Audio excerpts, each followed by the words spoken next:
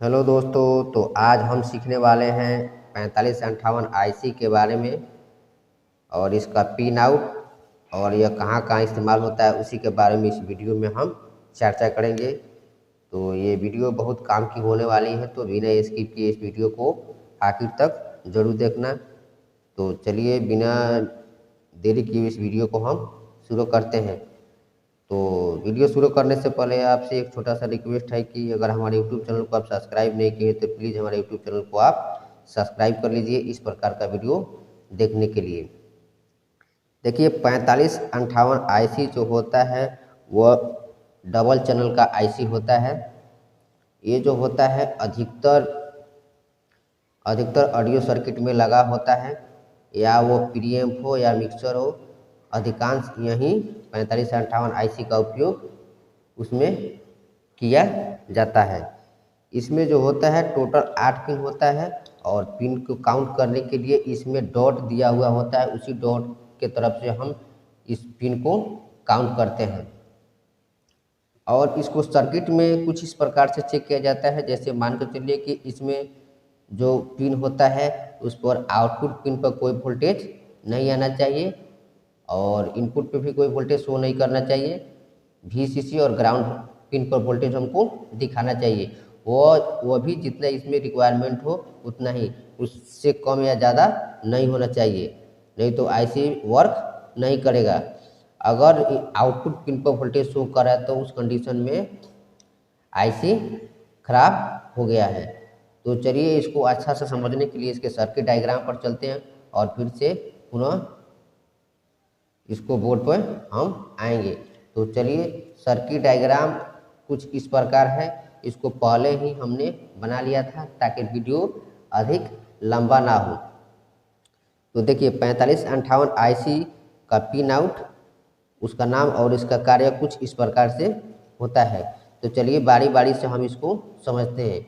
ये जो आईसी होता है डबल चैनल का आईसी होता है ये। तो चलिए इसको हम नंबर 1 से शुरू करते हैं। एक नंबर जो पिन होता है, एक नंबर पिन जो होता है ये आउटपुट के लिए होता है, यहाँ से हम सीधे आउटपुट ले सकते हैं। 2 नंबर जो पिन होता है इन्वर्टिंग इनपुट का मतलब होता है नेगेटिव सिग्नल। इन्वर्टिंग पिन का मतलब होता है नेगेटिव सिग्नल। यहाँ पे हम क्या करते हैं, नेगेटिव सिग्नल फीडबैक के रूप में मिलता है, या इस पर हम क्या करते हैं, जो पोटेंशियोमीटर होता है गेन को कंट्रोल करने के लिए या फीडबैक के लिए हम लगाना चाहते हैं, तो यहाँ पे हम आसानी से 2 नंबर पिन पर नेगेटिव इनपुट पर लगा सकते हैं। 3 नंबर जो पिन होता है वह नॉन इन्वर्टिंग पिन होता है। इसका मतलब होता है पॉजिटिव सिग्नल। इस पर डायरेक्ट हम पॉजिटिव सिग्नल दे सकते हैं जो हमको बूस्ट करके आउटपुट में मिलेगा। उसके बाद आता है 4 नंबर पिन, जो क्या होता है वीसीसी वोल्टेज होता है। VCC negative voltage VCC voltage negative होता है, यहाँ पे नेगेटिव सप्लाई दिया जाता है। उसके बाद होता है 5 नंबर पिन, जो नॉन इन्वर्टिंग इनपुट होता है, जिस पर डायरेक्ट पॉजिटिव सप्लाई देते हैं तो हमको आउटपुट में क्या होता है वोल्टेज सिग्नल बूस्ट करके मिलता है। और उसके बाद आता है 6ठे नंबर का पिन, जो इन्वर्टिंग इनपुट होता है, जिस पर हम क्या करते हैं नेगेटिव यानी नेगेटिव सिग्नल देते हैं, जो हमको क्या करता है फीडबैक के रूप में प्राप्त होता है, या हम चाहें तो इस पर कोई पोटेंशियोमीटर लगा सकते हैं गेन को कंट्रोल करने के लिए। उसके बाद 7वां नंबर का पिन जो होता है वह आउटपुट पिन होता है, जो हमको सीधे आउटपुट कराता है।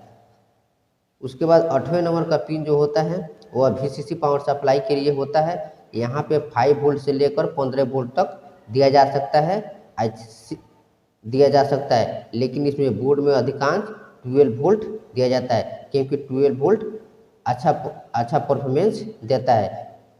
बोर्ड में अधिकांश 12 वोल्ट की ही सप्लाई इस पर दी जाती है। अब इसको चेक करने के लिए सर्किट में क्या किया जाता है कि इस पर आउटपुट पिन पर कोई भी वोल्टेज शो नहीं करना चाहिए। अगर आउटपुट पिन पर कोई वोल्टेज शो कर रहा है तो समझ जाए कि आईसी हमारा उस कंडीशन में शॉर्ट हो गया है। उसके बाद वीसीसी वोल्टेज पर हमको वोल्टेज चेक करना चाहिए। ग्राउंड पर एक प्रोब लगाकर और वीसीसी वोल्टेज यहाँ पे प्लस प्रोब मीटर का लगाकर वीसीसी वोल्टेज टेस्ट करना चाहिए कि अगर यहाँ पे वोल्टेज शो कर रहा है तो ठीक है, अगर नहीं शो कर रहा है तो कहीं से ना कहीं वोल्टेज मिसिंग है। इसी प्रकार से इसका टेस्टिंग किया जाता है। जैसे इस बोर्ड में लगाया गया है 4558, तो इसमें क्या करेंगे, ये पिन नंबर 4 पर और पिन नंबर 8 पर हम क्या करेंगे, वीसीसी वोल्टेज, पिन नंबर 4 क्या है माइनस वीसीसी है और पिन नंबर 8 प्लस वीसीसी है। तो यहाँ पर क्या करेंगे, वोल्टेज को हम टेस्ट करेंगे। अगर वोल्टेज नहीं आ रहा है तो हमारे पावर सप्लाई से वोल्टेज मिसिंग होगा, तो वहाँ पे हम क्या करेंगे, इस पिन के माध्यम से वहाँ पे ट्रैक करके जाएंगे, कहीं ना कहीं मिसिंग होगा और मिसिंग को ठीक कर देंगे तो यहाँ पर हमारा वोल्टेज बनना शुरू हो जाएगा। लेकिन अगर आउटपुट पिन पर वोल्टेज शो कर रहा है तो उस कंडीशन में आईसी शॉर्ट हो गया है। दूसरा आईसी लगाने पर हमारा बोर्ड फिर से वर्क करने लगेगा। इसी प्रकार से इसका कुछ टेस्टिंग किया जाता है। तो आशा करते हैं कि वीडियो आपको अच्छा लगा होगा। अच्छा लगा हो तो प्लीज़ मेरे यूट्यूब चैनल को सब्सक्राइब करना मत भूलिएगा। एक लाइक और शेयर कमेंट भी कर दीजिएगा। तो मिलते हैं नेक्स्ट वीडियो में।